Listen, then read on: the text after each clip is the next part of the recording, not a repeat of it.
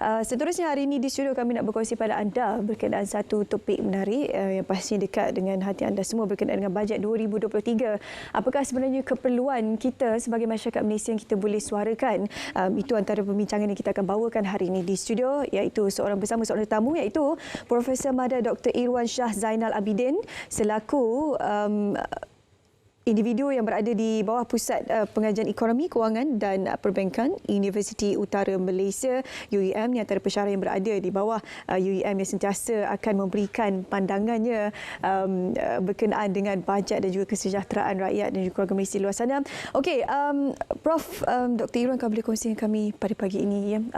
Kita nak bercakap berkenaan dengan kos sara hidup, terutamanya bila cakap berkenaan bajet, yang pertama sekali pastinya berkenaan dengan kos sara hidup. Baru-baru ini OPR ada peningkatan walaupun masih rendah lagi jika nak dibandingkan sebelum pandemik melanda, tapi tetap memberikan beban kepada mereka yang mungkin baru saja buat pinjaman dengan kadar yang tertentu, kemudian ditambah pula dengan inflasi, kesan pandemik dan sebagainya, peperangan di luar. Jadi bagaimana sebenarnya perkara yang perlu kita berikan tumpuan dalam bajet 2023 ini? Yes, pertama sekali terima kasih kerana menjemput saya. Jadi kita lihat keadaan OPR yang sudah pun dinaikkan.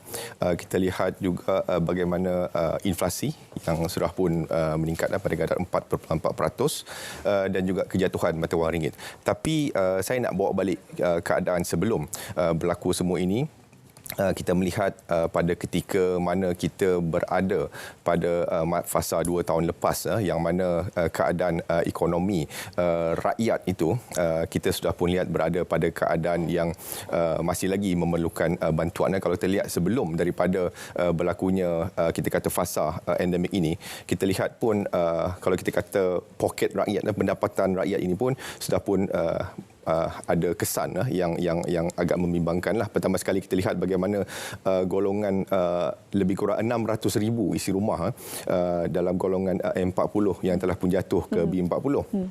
Apatah lagi yang mereka dah berada pada B40. Okey, dan kita lihat pun kalau kita baca laporan pra-bajet 2023 pun kita melihat bahawa berlakunya pengurangan dalam pendapatan purata isi rumah sebanyak 10.3%. Dan kalau kita lihat dari segi gaji graduan sudah pun jatuh pada kadar RM1,001 kepada RM1,500. Dan di sini kita boleh lihat kadar kemiskinan pun telah pun jatuh pada 8.4%. Dan ini kita boleh lihat secara keseluruhan memberikan kesan-kesan kepada rakyat dari segi bagaimana keadaan hutang mereka, keadaan hutang isi rumah yang berada pada sekitar 89% kepada KDNK. Ini antara yang juga tertinggi di rantau ini. Begitu juga dengan isu-isu lain yang terlibat dengan isu kewangan ini, isu pengangguran, isu yang kita katakan sebagai beberapa isu seperti kesihatan mental, risiko mereka yang jatuh muflis. Contohnya 17,599 orang yang telah pun dikategorikan sebagai muflis pada 2 tahun 2020 hingga Mei tahun ini. Jadi ini sebelum. Jadi maksud saya, walaupun sekarang kita berada pada fasa endemik, kita tahu bahawa pada bulan April pun sempadan antarabangsa telah pun dibuka. Tapi poin saya di sini adalah keadaan-keadaan isu-isu ini masih lagi perlu dilihat dan diambil kira dalam bagaimana bajet 2023 ini digubal. Jadi pasti setiap bajet yang dibentangkan setiap tahun itu akan ada hala tujunya tersendiri. Jadi bagi tahun 2023 ini, apakah antara fokus utama pada pandangan Prof. Dr. sendiri? Kerajaan perlu beri tumpuan yang khusus untuk orang kata menyelesaikan masalah-masalah kos sara hidup yang ditanggung oleh rakyat? Ya, saya melihat apa yang penting di dalam bajet 2023 ini adalah penumpuan kepada penyelesaian kepada masalah-masalah rakyat ini yang seperti saya sebutkan tadi. Namun begitu, bila kita berbicara isu hala tuju, saya berpendapat bahawa dalam bajet 2023 ini, apa yang kerajaan perlu tekankan sebenarnya adalah daripada perspektif, kalau kita tengok dasar ekonomi, kalau OPR telah dinaikkan, dia telah memberi kesan kepada rakyat, tetapi kita tahu OPR ini adalah dasar monetary yang dikawal oleh bank negara dan mereka mempunyai sebab-sebab tertentu dan saya melihat sebab kenapa ia dinaikkan. Sebab ini memang diperlukan kerana aspek kita tengok keadaan global dan sebagainya. Di sinilah peranan bajet yang mana dilihat dasar fizikal yang mana perlu kembangkan. Maksud saya dia perlu kerajaan perlu meningkatkan perbelanjaan yang menjurus kepada membantu rakyat seperti isu-isu yang saya dah sebutkan tadi. Jadi persoalan dia di sini adalah bukannya kita cuba mencari jalan untuk nak mengurangkan perbelanjaan tersebut, tetapi bagaimana kita nak melihat apakah bentuk perbelanjaan yang akan dirangka. Inilah yang kita kata hala tuju. Sebab kalau kita kata perbelanjaan itu dalam ekonomi ini dia ada perbelanjaan yang kita kata produktif, perbelanjaan yang tidak produktif. Jadi penumpuan perlu kepada perbelanjaan produktif. Contohnya kalau kita kata perbelanjaan untuk pemberian subsidi secara yang kita kata pukal dan juga secara amount yang besar, ini sebenarnya dari segi ekonomi dia tidak begitu produktif. Dia tidak mampan sejauh sampai bila. Contohnya kalau kita memperuntukkan subsidi sebanyak hampir 80 bilion ringgit, adakah ini sustainable di masa hadapan? Dan adakah betul rakyat teramai, terutamanya golongan rentan, golongan B40, golongan M40 menerima manfaat ini? Itu yang pertama. Yang kedua, contoh perbelanjaan produktif ini kita menumpukan kepada bagaimana kita nak memperkasakan kuasa beli rakyat. Ini penting. Bila kita kata kuasa beli, kita bukan hanya melihat kepada inflasi semata-mata. Bila kita kata kuasa beli rakyat, dia ada dua aspek. Yang pertama, corak perbelanjaan rakyat. Yang kedua adalah berkaitan dengan harga yang dihadapi oleh rakyat. Berbeza-beza. Kalau kita lihat inflasi yang lebih tinggi itu komponen inflasi makanan. Inflasi makanan ini banyak dibeli oleh golongan B40. Jadi mereka yang lebih terkesan. Dan kalau kita kata corak perbelanjaan itu, dia ada lagi beberapa faktor. Pendapatan daripada sudut demografi, daripada sudut struktur keluarga dan juga lokasi. Jadi inilah sebenarnya yang perlu ditempukan, peningkatan kepada pendapatan rakyat itu supaya kita boleh mendapat satu penyelesaian yang lebih tuntas. Bukan saya kata kerajaan tidak memfokus ke arah ini. Dalam bajet 2020, bajet 2021, bajet 2022, kerajaan ada meletakkan contohnya pemberian bantuan tunai. Dari segi contohnya bajet 2022 ada skim jana kerja sebanyak dijangkakan akan mendapatkan 600,000, mewujudkan 600,000 peluang pekerjaan.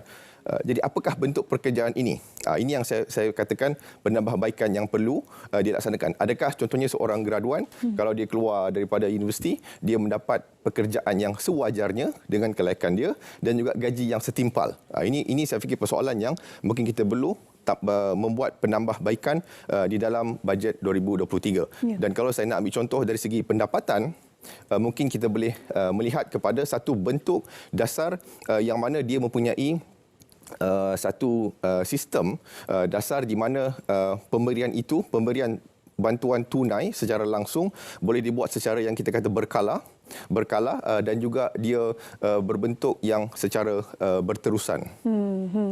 Ya, sebab kadang-kadang bantuan ini mungkin hanya untuk jangka masa yang pendek. Kita nak merangka sesuatu yang boleh memberi kesan dalam masa jangka yang panjang. Ini antara yang disuarakan oleh Perwata sendiri yang perlu diperhalusi dalam bajet 2023. Tadi ada menyentuh berkenaan dengan inflasi makanan dan sebagainya.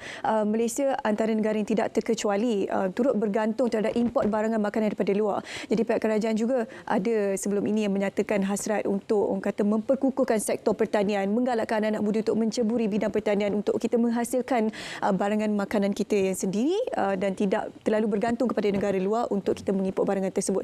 Mungkin jadi seperti situasi dedak ayam dan sebagainya, dan ini menjadi satu rantaian kepada peningkatan harga makanan yang seterusnya.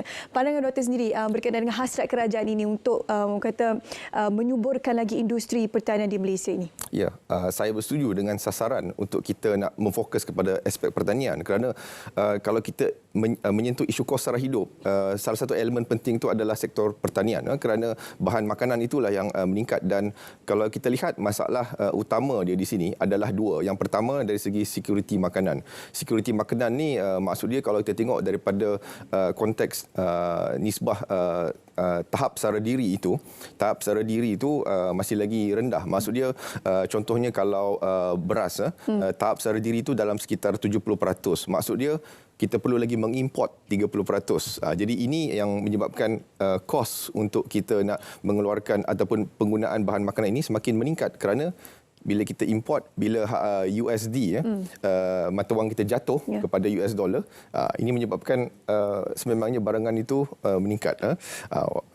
Lepas tu itu berkaitan dengan security makanan.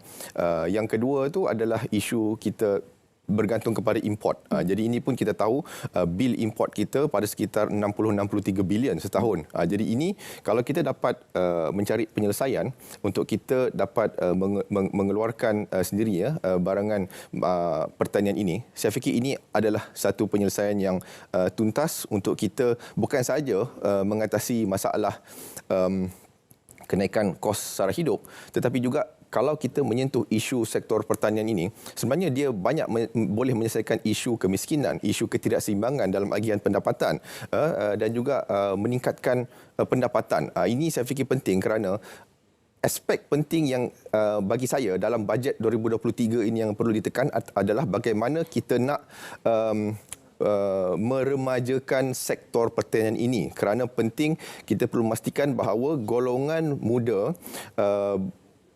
boleh tertarik untuk masuk dalam sektor ini. Saya fikir ini isu yang sudah lama kita tinggalkanlah. Jadi sudah tiba masanya saya fikir kita begitu memfokus kembali kepada sektor pertanian untuk meningkatkan tahap produktivitinya. Contohnya, kalau saya bagi contoh bagaimana sektor pertanian ini dapat menggunakan teknologi-teknologi terkini, seperti penggunaan drone dan sebagainya, supaya bila produktiviti dapat ditingkatkan, mereka yang terlibat dalam sektor ini pun akan pendapatan mereka akan meningkat. Jadi ini akan dapat menarik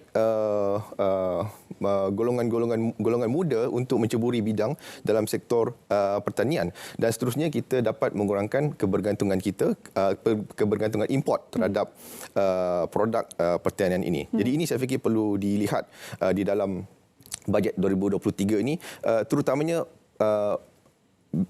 aplikasi ataupun penggunaan, kita katakan memfokus kepada kemampanan kelestarian. Jadi ini saya fikir penting kerana kalau kita tengok tumpuan dalam rancangan Malaysia ke-12 itu lebih kepada isu-isu kelestarian dan kemampanan. Jadi ini juga kita perlu lihat contohnya dalam aspek environmental, ESG, environmental sustainability and governance itu. Jadi ini saya fikir juga perlu dilihat dalam perancangan dan juga strategi bajet 2023 untuk kita nak memperkasakan dan meremajakan sektor pertanian di masa hadapan. Satu perkara lagi berkenaan dengan OPR seketika tadi, Prof. Dr. ada menyebut bagaimana sebenarnya ia boleh membantu ekonomi kita untuk hidup kembali pasca COVID-19. Tapi situasi yang kita lihat sekarang ini di lapangan, pihak PMKS, pihak SME terutamanya, mereka terkesan disebabkan oleh kenaikan OPR ini. Ia masih belum lagi sama seperti kenaikan sebelum pandemik, tetapi dalam situasi sekarang inflasi dengan kadar ringgit yang begitu lemah sekali, mereka ini terkesan. Jadi bagaimana untuk kita memberikan penjelasan kepada mereka di luar sana bahawa OPR ini akan memberikan pulangan kepada mereka dalam jangka masa yang panjang? Dalam jangka masa panjang, kalau kita tidak menaikkan OPR dalam bukan saja dari segi teori, dari segi empirikal, kalau kita tengok contoh negara-negara maju pada tahun 2008 semasa berlakunya krisis ekonomi global, bila mereka meletakkan kadar bunga yang rendah dan terlalu lama, ini akan memberikan implikasi kepada fundamental ekonomi itu. Jadi sebab itu kita tidak boleh meletakkan dasar OPR ini pada kadar yang rendah, iaitu 1.75 lah sebelum ini, pada masa yang terlalu lama. Sebab itu proses untuk kita nak menormalisasikan dasar OPR ini perlu. Saya fikir itulah rasional yang diletakkan kepada daripada pihak Bank Negara. Tapi menuju ke hadapan, kita tahu ini memang memberi kesan kepada pemain-pemain PKS.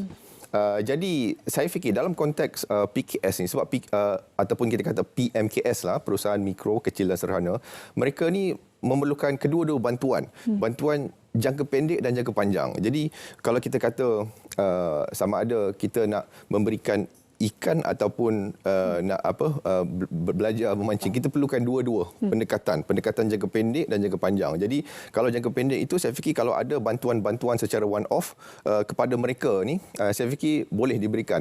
Pada masa yang sama, kita perlu menyediakan ekosistem PMKS supaya membolehkan mereka bersaing dan boleh masuk di dalam global supply chain yang lebih memberikan pulangan kepada mereka. Contohnya aplikasi teknologi, digitalisasi kepada pihak PMKS ini, dan juga seperti saya sebutkan tadi, ESG itu. Kerana kalau mereka sekarang ini banyak syarat yang diletakkan oleh pemain-pemain global untuk nak memasuki pasaran luar. Kita pun sudah meratifikasikan satu bentuk bentuk blok perdagangan free trade agreement yang terbesar di dunia, yang dipanggil RCEP. Jadi inilah peluang juga PMKS kita untuk nak memasuki pasaran ini dan juga dapat meningkatkan perniagaan pendapatan mereka dengan menembusi pasaran baru. Tapi mereka memerlukan bantuan daripada kerajaan. Kerana kita tahu benda ni ada risiko. Kalau mereka tidak bersedia, mungkin dia boleh jadi sebaliknya. Okey, jadi sebab itu saya lihat perlu bantuan-bantuan dan juga mungkin dari segi upskilling, reskilling daripada semua aspek. Kalau kita kata SME, bukan saja upstream, downstream, midstream, okey, mereka ni perlu difokuskan dan juga perlu diberikan fokus yang lebih dalam bajet 2023. Kerana PMKS ini adalah satu sektor perniagaan yang penting di negara kita, yang saya fikir lebih 97% daripada perniagaan kita, dan juga menyumbang secara signifikan dari segi pewujudan peluang pekerjaan, dan juga menyumbang hampir 48% daripada KDNK kita. Okey, jadi di minit terakhir ini mungkin Doktor boleh berikan sedikit saran ataupun nasihat untuk mereka di luar sana bagaimana untuk meningkatkan pendapatan mereka dan juga bagaimana untuk mereka menghadapi kegawatan ekonomi sekarang ini. Pertama sekali, kita sebenarnya tidak berada pada kegawatan ekonomi lah. Walaupun walaupun ringgit jatuh, tapi ringgit ni bukanlah satu indikator yang saya kata satu-satunya indikator yang menunjukkan sama ada ekonomi itu berada pada kegawatan ataupun tidak. Namun begitu, saya berpendapat dalam kita mendepani cabaran ekonomi, terutamanya kita menceritakan isu kos sara hidup, selain daripada bantuan kerajaan pun, saya fikir rakyat juga perlu memastikan bagaimana pengurusan kewangan mereka dapat diurus dengan lebih baik, dan juga bagaimana mereka dapat meningkatkan pendapatan mereka dalam konteks mungkin ekonomi digital dan sebagainya. Jadi dalam pengurusan kewangan tu saya fikir pentinglah. Jadi bila kita kata pasal bajet negara, jadi mungkin rakyat pun boleh melakukan bajet mereka.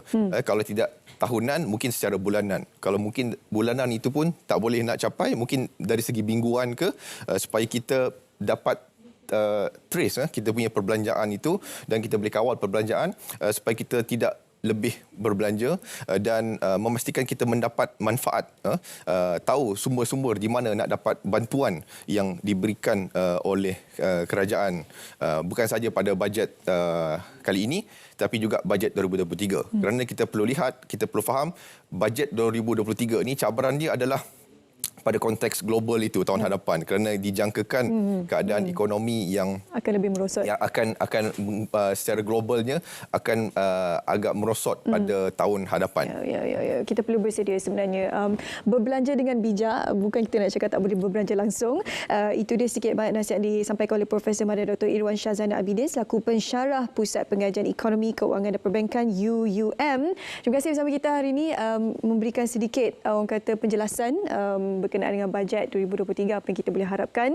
Kita berehat seketika, kembali selepas ini. Jangan ke mana, ada banyak topik menarik yang kita akan kupaskan untuk anda semua.